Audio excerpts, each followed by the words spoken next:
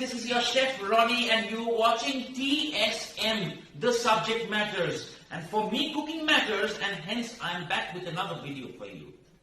Trust me when I say this video will show you one of the most simple recipes you will ever find on the net.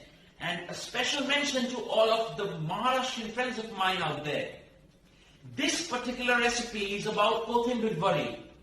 And having said that, I being a student, I understand that the part of cooking that scares us is the time, the recipe, the ingredients.